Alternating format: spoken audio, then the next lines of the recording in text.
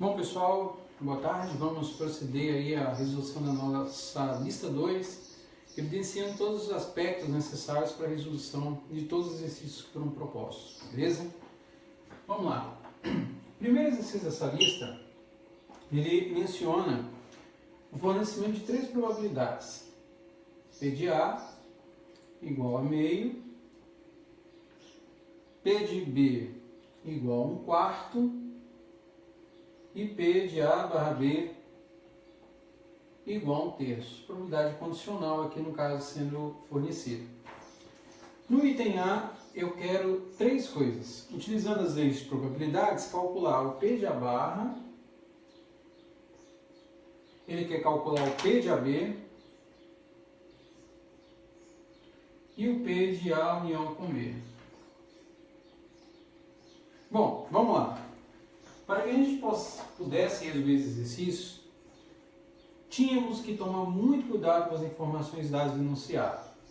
No caso do P de A barra representa para a gente sempre o complementar. Então, o que deveríamos saber aqui?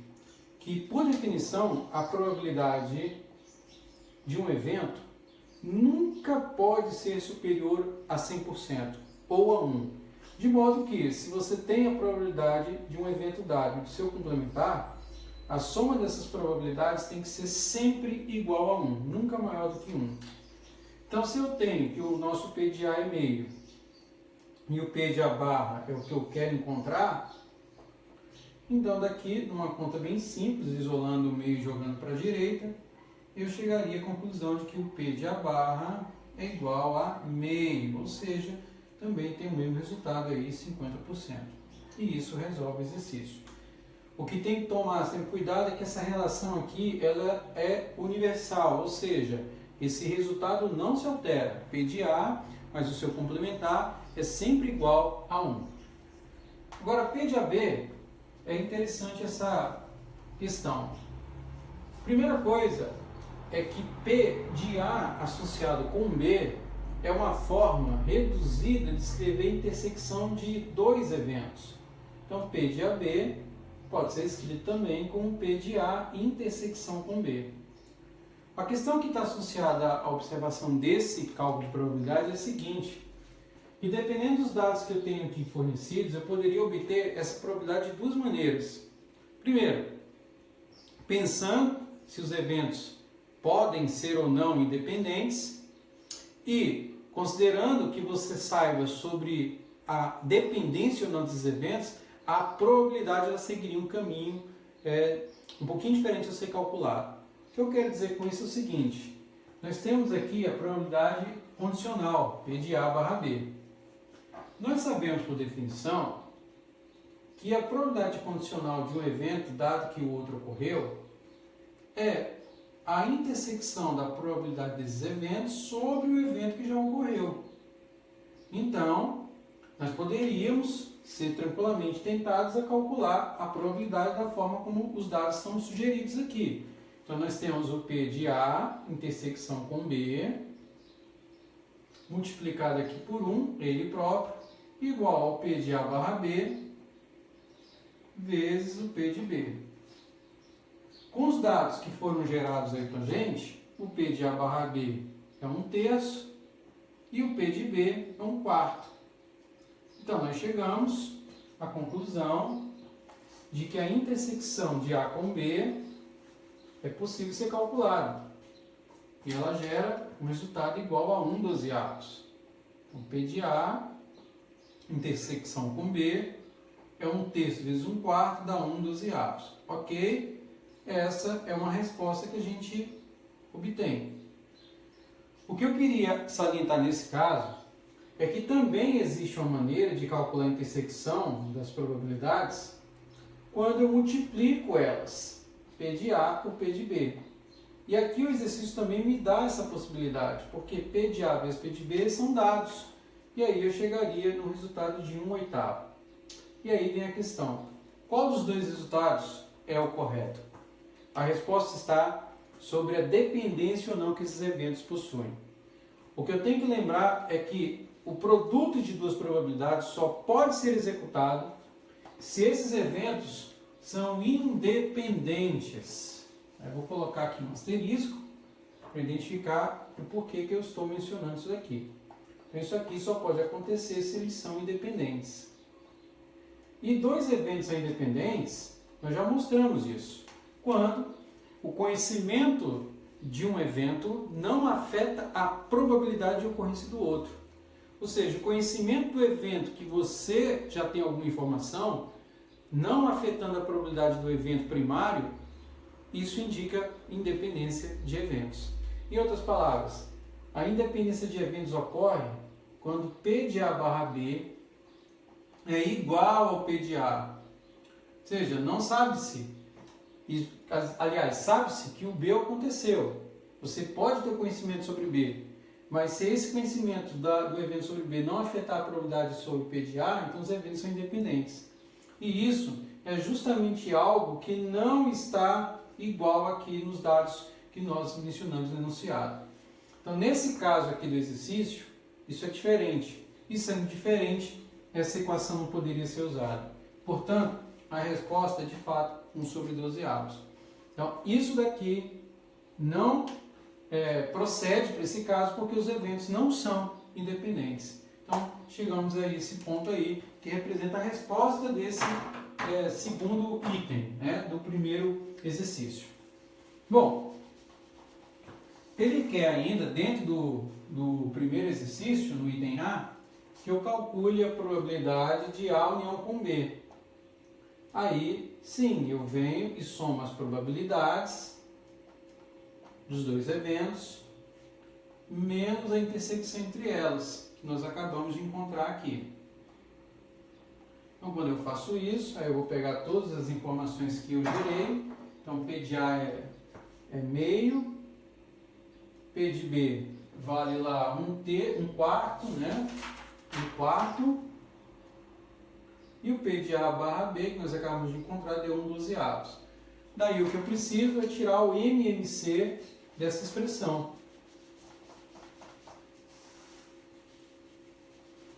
Então, fazendo isso, o MMC aqui de 2, 4 e 12 é 12.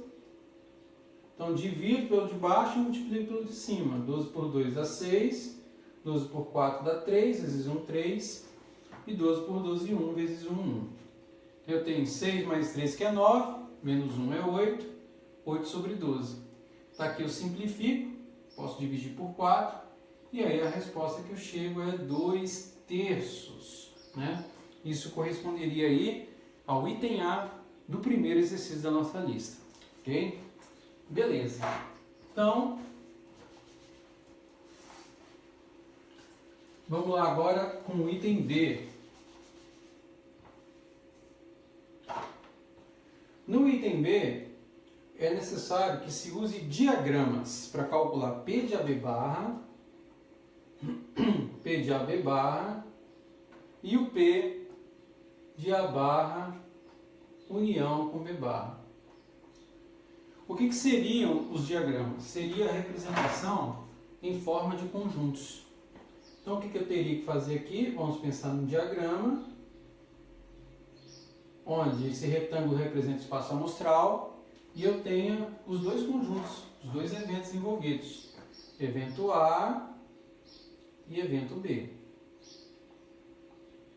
Como ele quer a intersecção do AB barra, lembra-se, acabamos de fazer A e B juntos, representa intersecção, ele quer a intersecção do A com o complementar de B barra, ou seja, é tudo que está fora de B.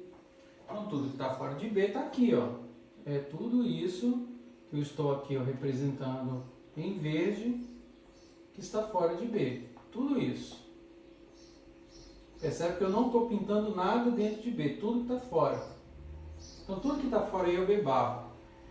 Se eu fizer a intersecção com A única região que vai compreender os dois riscos, o verde e o laranja, é essa daqui, ó.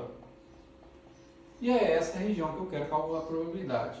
E daí não é difícil perceber o seguinte, que a probabilidade de A, como toda a gente conhece, é igual a meio. E essa região que não está desenhada, do qual eu vou ter que extrair para calcular essa região rachurada duplamente, nós acabamos de calcular que é a intersecção. que é o A intersecção com B, que é, na verdade, 1/12. Portanto, essa região que ele quer é a subtração da probabilidade de A menos a intersecção entre elas. Então, eu tiro o MMC, dá 12, por 2 dá 6, por 12, 1 vezes 1, 1. Portanto, a resposta aí é 5/12. Isso corresponde a essa probabilidade resolvida por um diagrama, que é o que ele queria que nós fizéssemos aí nesse caso, beleza? Então, resolvemos aí o primeiro caso de diagrama, vamos para o segundo.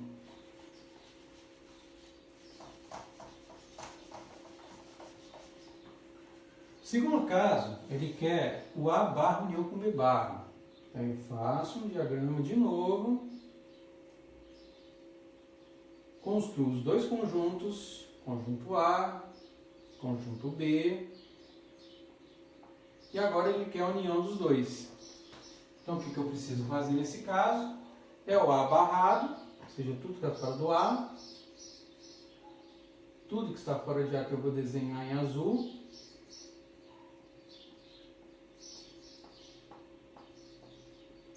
união com tudo que está fora do B, que eu vou desenhar aqui em roxo, em lilás, né? O roxo. Então, tudo está fora do B. Ou seja, percebe que toda a região foi rachurada, menos quem? Menos o meio.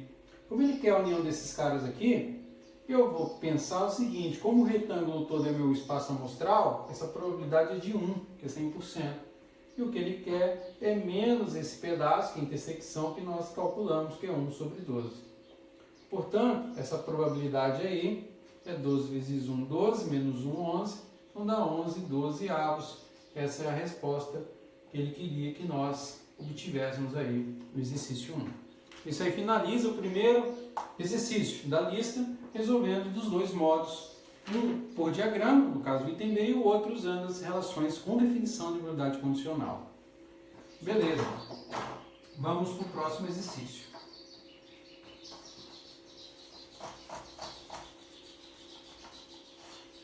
Exercício 2.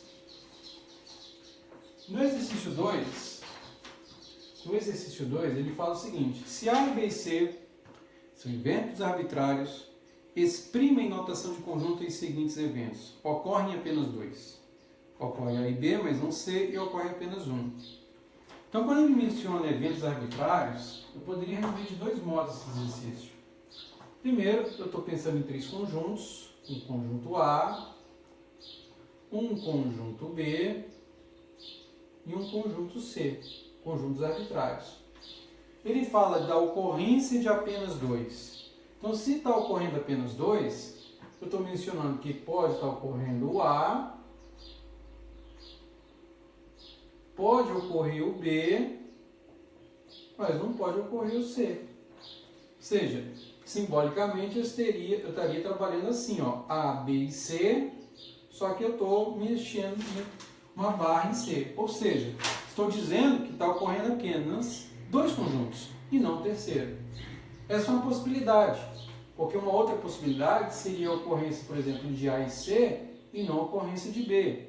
Exemplo, eu tenho o mesmo caso, tenho os mesmos três conjuntos, A, B e C, só que eu poderia ter esse padrão aqui, ó, ocorre A, ocorre C, mas não ocorre B. Então, eu teria A, um B barrado e um C.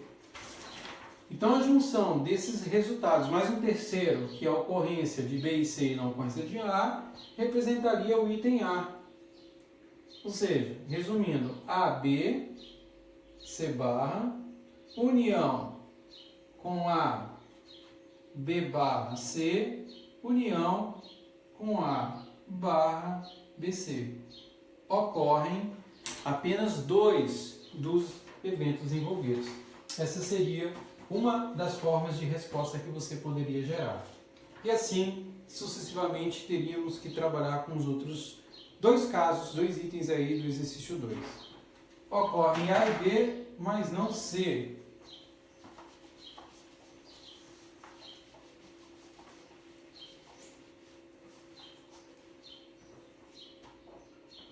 ocorre A e B, mas não C. Então, ocorre A e B, mas não C. Assim, ou se preferir,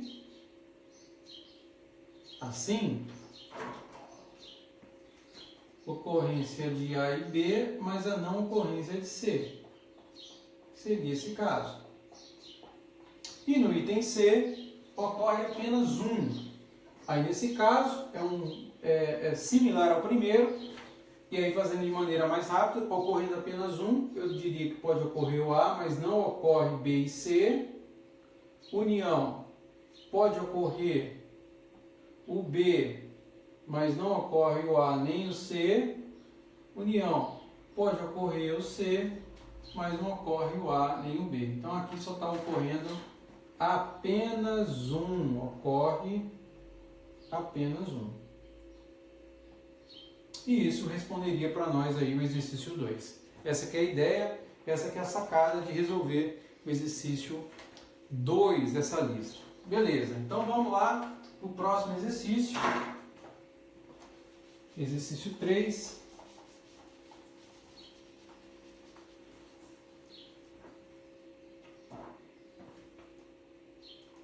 Que é um exercício teórico, né? Ele fala o seguinte: qual é o número de jogadas de uma moeda necessário para assegurar uma probabilidade superior a 0,75 de obter ao menos uma cara? Problema puro de interpretação. Você quer calcular a probabilidade de se obter ao menos uma cara. E aí eu vou simbolizar aqui cara com K, tá? K para cara. A ideia aqui, nessa construção, é calcular o quê? Qual é a probabilidade de você obter pelo menos uma cara, ou x maior ou igual a 1. É isso que ele está mencionando. E uma das formas interessantes de resolver exercício é pensar, por exemplo, num eixo coordenado. Você vai executar N jogadas, a partir, naturalmente, de quem? De 0. 0 jogadas, você pode ter uma jogada, 2 jogadas, 3 jogadas, 4 jogadas e assim sucessivamente. Quando eu menciono a probabilidade de se obter ao menos uma cara, ou x maior ou igual a 1, é como se eu estivesse trabalhando com eixo coordenado para valores maiores ou iguais a 1, ou seja, com intervalo fechado. Esse seria tudo esse intervalo que eu estou mencionando. Como você pode ter infinitas jogadas, calcular isso daqui equivale a você calcular o quê? A totalidade de possíveis jogadas seria o quê? 100%, menos quem? A probabilidade de você obter menos que uma jogada, ao menos uma cara.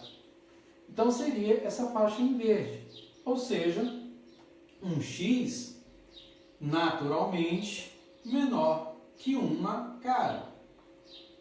Ou seja, a probabilidade de obter ao menos uma cara, ou x maior ou igual a 1, é a mesma coisa que pegar a totalidade de 100% menos a probabilidade de você não ter menos de uma cara. Mas como eu estou mencionando jogadas, não faz sentido em um valor que seja imediatamente menor que 1, como por exemplo 0,99 ou 0,8. Total de jogadas só faz sentido se for um valor inteiro. Então aqui, isso equivale a escrever 1 menos a probabilidade de você não ter nenhuma cara, que seria x igual a 0. Em outras palavras, 1 menos a probabilidade de nenhuma cara. Nenhuma cara. É essa a ideia que a gente vai explorar para resolver o exercício. A partir da totalidade de possíveis resultados, trabalhando o total menos essa faixa que eu não vou executar, que é justamente essa probabilidade. Como eu vou trabalhar com jogado, só faz sentido se o valor for inteiro. E aí, qual é o processo de resolução? A partir daí, o que nós teríamos que fazer é o seguinte. A probabilidade de você obter uma cara ou uma coroa num lançamento de uma moeda honesta é de 50%.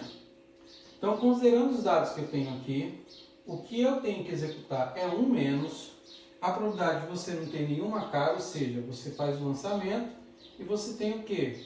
50% de possibilidade de se obter, né, cara ou coroa. Só que você quer jogadas, quantas jogadas eu não sei, para assegurar uma probabilidade superior a 75% de se obter ao menos uma cara. Ou seja, 75% seria 0,75. Ou seja, resumindo a informação, qual é a probabilidade de se obter ao menos uma cara, considerando N jogadas, para que essa probabilidade seja superior a 75%? Ou, repetindo, da forma como o exercício foi montado, qual é o número N de jogadas, de modo que eu consiga assegurar uma probabilidade superior a 0,75 se obter ao menos uma cara? É o que a gente quer resolver e é o que a gente agora vai executar. Para poder resolver isso daí, a ideia é trabalhar com uma inequação exponencial. Então, o que eu faço? Uma mudança, jogo 0,75 para a esquerda, jogo o 1 sobre 2 elevado a n para a direita, então eu vou ter 1 menos 0,75 igual a meio elevado a n. Meio não, maior que meio elevado a n. 1 menos 0,75 dá 0,25, que é maior que 1 sobre 2 elevado a n, porque base 1 elevado a n continua sempre sendo 1. 0,25, por sua vez, eu posso escrever na forma de fração. Então dá 1/4 maior que 1 sobre 2 elevado a n.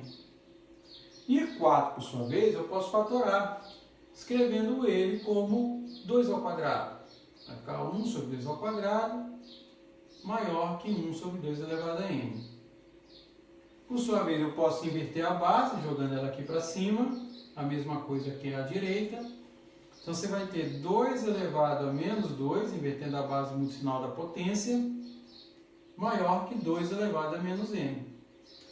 Como as bases agora são iguais, eu cancelo 2 com 2, eu tenho menos 2 menor que menos n. Por sua vez, fazendo uma última mudança, jogando n para a esquerda e 2 menos 2 para a direita, eu tenho que meu n, por fim, tem que ser, no mínimo, maior do que 2. Ou seja, maior que 2 jogadas. Na verdade, estritamente maior que 2 jogadas. Então, 3 jogadas, no mínimo, são necessárias para se obter, com uma probabilidade superior a 75% de obter ao menos uma cara. Isso aí resolve o exercício, que usava-se, né, para a sua resolução uma formulação exponencial. Essa que era a ideia. Ok? Então vamos lá, vamos para o próximo exercício. Exercício 4.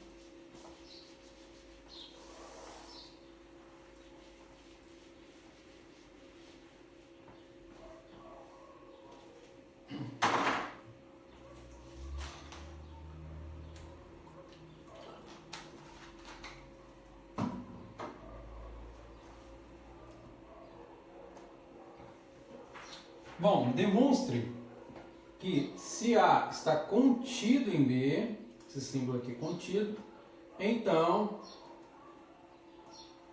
o P de A é menor ou igual a P de B. Essa é a formulação desse exercício. Então a ideia é a seguinte: esse símbolo aqui representa uma relação de pertinência entre conjuntos, então está contido. E através dessa informação, desse se, dessa condição, eu conseguiria começar a resolver ele. Então, eu vou pensar em 2 conjuntos. Um conjunto B, que contém um conjunto A.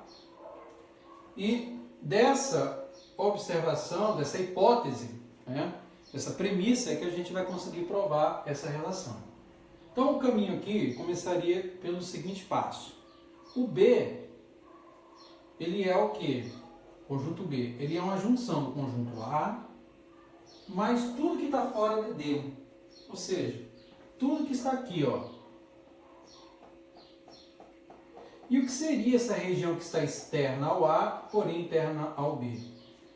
Representando aqui através da união, porque você vai juntar, ele representa o complementar do A, tudo que está fora, intersecção com quem? Com o próprio B, porque o B não contém toda essa região rastreada mais o A, a intersecção com esse complementar de A, vai produzir a parte que falta para gerar o B. Ou seja, o B é esse A, que está aqui em branco, mais essa parte em roxo, que é o A barra com intersecção com B. E nesse caso aí, nós podemos dizer que os conjuntos são disjuntos.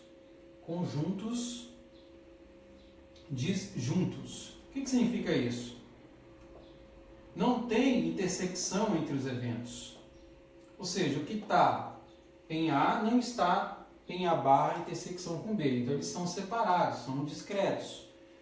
Nesse contexto, então, eu posso usar o seguinte fato, olha, que a probabilidade de B, e aí escrevendo a probabilidade agora, ela é igual à probabilidade de A, como é uma união, mais a probabilidade de A barra intersecção com B. E isso vai me conduzir à conclusão da demonstração. Por quê? Porque nós sabemos, acabamos de mencionar agora há pouco, que quando eu trabalho com probabilidade, só faz sentido em falar em probabilidades em valores compreendidos no intervalo entre 0 e 1. Então eu sei que esse P de A barra intersecção com B, assim como qualquer outra probabilidade, está pertencente ao intervalo que numericamente está dentro dessa faixa, entre 0 e 1. O que isso implica dizer que, se eu sei que o P de A barra intersecção com B é um número entre 0 e 1, então o P de B, no mínimo, é o que? Maior ou, no máximo, igual ao P de A. Por quê? Porque a soma dessas probabilidades aqui, geradas, não pode ser um valor maior do que 1. Por sua vez, como esse valor aqui está entre 0 e 1, qualquer valor gerado em P de A barra intersecção com B somado com P de A tem que ser no máximo o valor de P de B. Até porque o B contém o conjunto A. Se o A está contido em B, então numericamente o P de B tem que ser maior ou igual ao P de A. E essa é a conclusão que a gente chega e por fim acaba demonstrando para nós o exercício 4. Essa é a ideia, bem interessante e rápida, porque nós usamos os conceitos associados à definição de probabilidade. Essa que era a ideia. Então, vamos para o próximo exercício, exercício 5.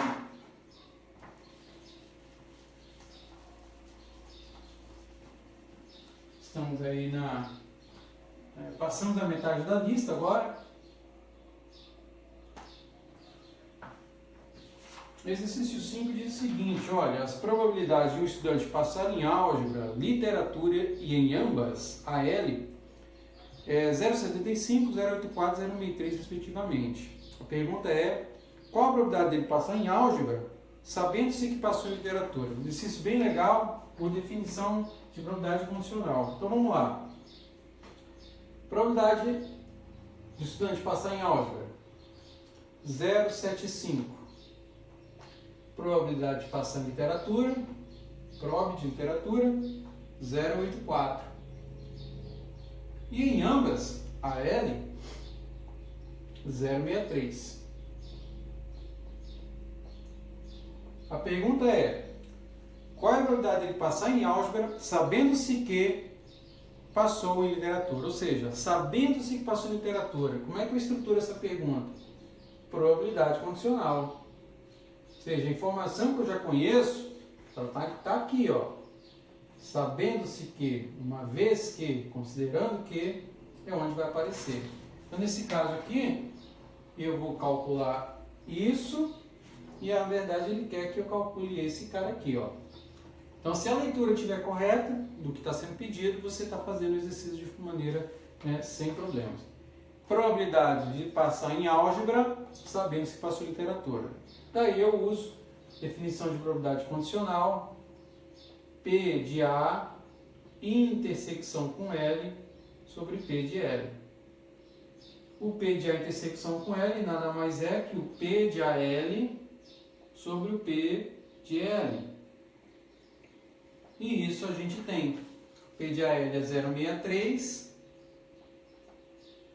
o P de L é 0,84, E aí, fazendo as contas, nós temos que o P de A barra L é 0,75.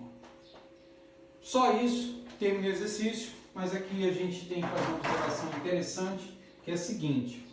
A probabilidade de A barra L é a mesma que P de A. O que esse fato nos traz? O que essa informação nos diz? Que se o P de A barra L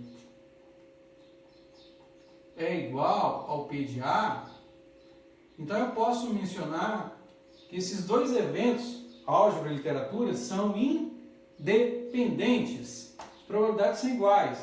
Ou seja, não importa sobre a aprovação ou não em literatura. Isso não afeta a probabilidade que o indivíduo tem de passar em álgebra. Ou seja, os eventos são independentes. Essa que era a observação, mas tecnicamente ele termina aqui, quando eu faço essa conta dividindo 63 por 84 e chegamos aqui no 0,75. É isso. Isso acaba resumindo o exercício. Vamos para o próximo aí, exercício 6.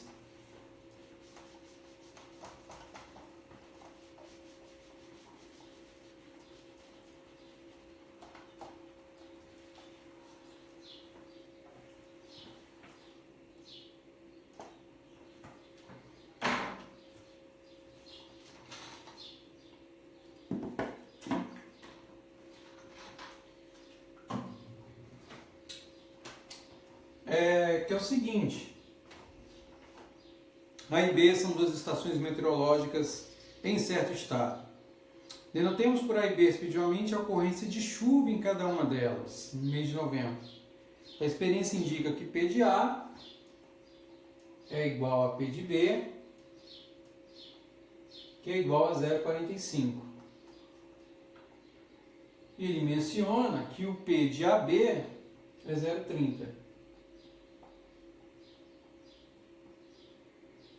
Então, o que eu preciso aí? Ele quer calcular três coisas. O P de A união com B.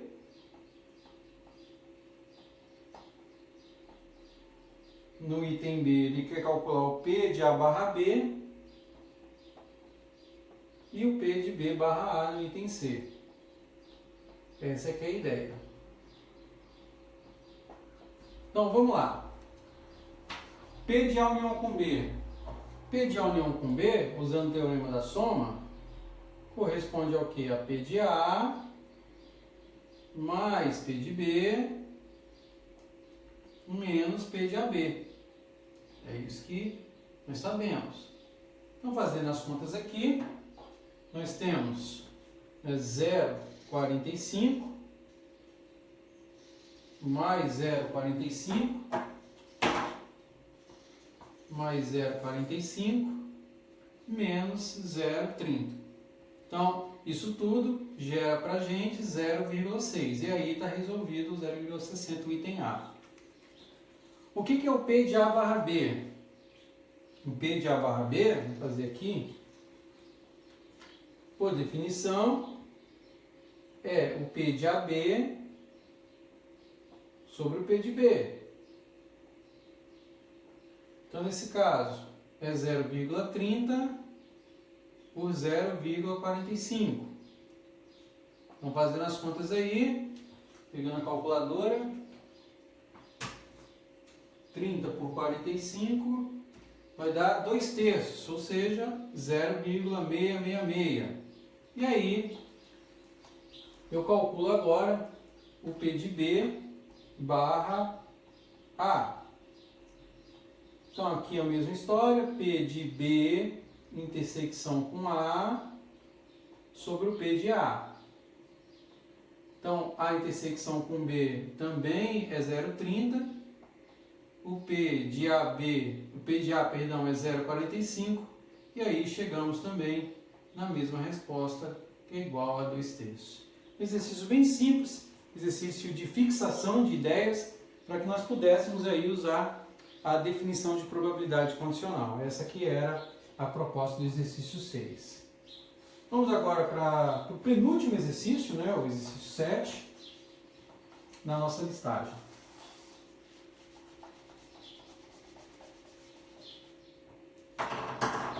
Vamos lá. No exercício 7, ele fala o seguinte, olha, um sistema tem dois componentes que operam independentemente. Suponhamos que as probabilidades de falha dos componentes 1 e 2 sejam de 0,1 e 0,2. Então, vamos colocar aqui probabilidade falha 1, vou colocar aqui falha do componente 1 e a probabilidade de falha 2, subíndice 2 do componente 2. Então, ele menciona essas duas probabilidades em falha que é 0,1 e 0,2. Ok. Determine a probabilidade do sistema funcionar nos dois casos. Os componentes são ligados em série, isto é, ambos devem funcionar para que o sistema funcione, e no item B são ligados em paralelo, basta que um funcione para que o sistema esteja funcionando. Então, nesse caso aí, é um caso interessante que envolve uma representação de circuitos. Então, você tem aí um componente em série, né, uma representação seriada, e o caso que ele quer que eu calcule. Então, 1 e 2. Então, no primeiro caso, o que acontece? Se um componente falhar, o sistema não funciona. É isso que ele está mencionando. Os componentes são ligados em série, isto é, ambos devem funcionar. Então, qual é a probabilidade que o sistema funcione? Então, para que o sistema funcione, eu vou ter que calcular a probabilidade de funcionamento deles dois, que seria, no caso, o seguinte, funcionamento 1, e como ambos devem funcionar, a probabilidade de funcionamento do segundo componente, 2. Nesse caso, eu teria que calcular como produto das probabilidades, por quê? Porque o funcionamento dos dois componentes ocorreria, nesse caso, de forma independente. Por isso, a multiplicação entre eles. Ou seja, se um funcionar, o outro não funciona. Então, aí no caso, é o complementar da falha. Se a falha é 10%, funcionamento 0,90%. Se a falha 2 é 0,2, funcionamento é 0,80. Portanto, nesse caso aqui do item A, eu teria 0,72. Essa que é a ideia. E aí no item B, o questionamento é: os componentes são ligados em paralelo, basta que um funcione para que o sistema funcione. Então, nesse caso, muda-se a configuração no item B. Aí no item B você vai trabalhar com eles em paralelo, então seria assim. Teria dois componentes. Vamos pensar aqui. Um componente 1. Um componente 2, basta que um funcione para que ambos funcionem. Então, nesse caso aí, um ou outro. Então, nesse contexto de problema, o cálculo seria assim: a probabilidade do funcionamento de um ou o funcionamento do outro. E aí isso corresponderia à probabilidade de funcionamento de um mais a probabilidade de funcionamento do outro, menos a probabilidade da intersecção dos dois componentes, que nós acabamos de calcular aqui no item A. Vamos fazer aqui um pouquinho mais abaixo, funcionamento em 1, intersecção com funcionamento em 2. Essa é a ideia. Ou seja, basta que um funcione para que o sistema como um todo funcione.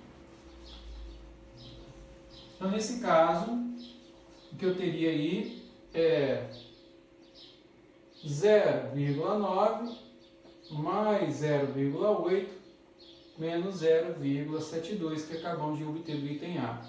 Então, 1,7 menos 0,72 daria aí uma probabilidade de 0,98 ou 98% de que um ou outro funcione caso eles estejam ligados em paralelo. E isso aí acabaria finalizando para nós o exercício 7 da nossa lista. Beleza? É isso aí.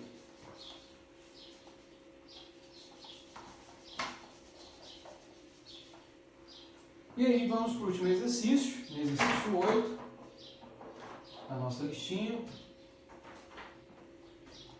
que ele menciona aqui o seguinte: olha, uma tábua de mortalidade, acusa as seguintes taxas, né, para um indivíduo de idade X morrer antes da idade X mais 1. E aí ele faz o seguinte questionamento no item A.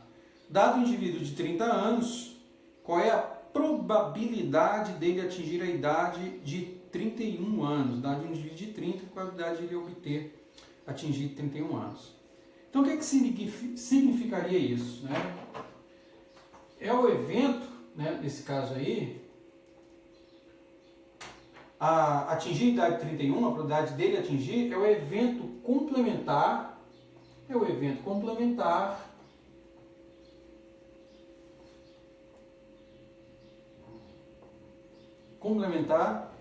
morrer antes de 31, morrer antes de 31 anos.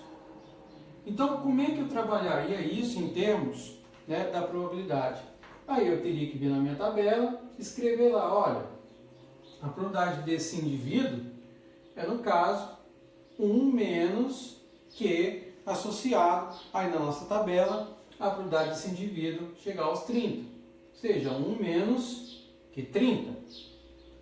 Nesse caso, o que eu faria aí é simplesmente pegar essa informação do Q30, que é 0,00213, e subtrair. E aí você chegaria no total de 0,99787. Ou seja, a probabilidade de ele atingir a idade de 31 anos é morrer, é o evento complementar dele morrer se chegar aos 31, ou seja, viver pelo menos até aos 30 anos, que é, nesse resultado, a forma de resolver, como nós fizemos aqui. No item B, ele faz outra observação. No item B ele pergunta, para o mesmo indivíduo, qual é a probabilidade dele morrer antes de completar 35 anos? Então, morrer, nesse caso aí, morrer antes de 35, o que significa? É a mesma coisa que o complementar, é o complementar de atingir 35, pelos dados que nós temos aqui. Complementar de atingir 35. Nesse contexto, como é que eu faria o cálculo? Ou seja, é a mesma coisa que viver pelo menos até aos 34. Viver até aos 34. E aí, o que eu faria? Vou calcular essa probabilidade da seguinte maneira. A probabilidade dele viver aos 30, 1 menos que 30, 1 menos que 31, 1 menos que 32, 1 menos que 33 e 1 menos que 34. Agora, por que eu faço o produto dessas observações? Porque a probabilidade dele viver, de chegar aos 31, aos 32, aos 33 e assim sucessivamente, é independente. Se ele chegar até uma certa idade, independe dele chegar na próxima, e assim sucessivamente. O que implica dizer que esses eventos de atingir uma idade posterior são independentes, e quando isso acontece, a probabilidade pode ser construída com um produto entre elas. E aí, fazendo todos os cálculos, nós vamos chegar aí no valor de 0,98876. E isso acaba aí que para nós, finalizando a lista 2 com o exercício 8. É isso aí, muito obrigado e até a próxima aula.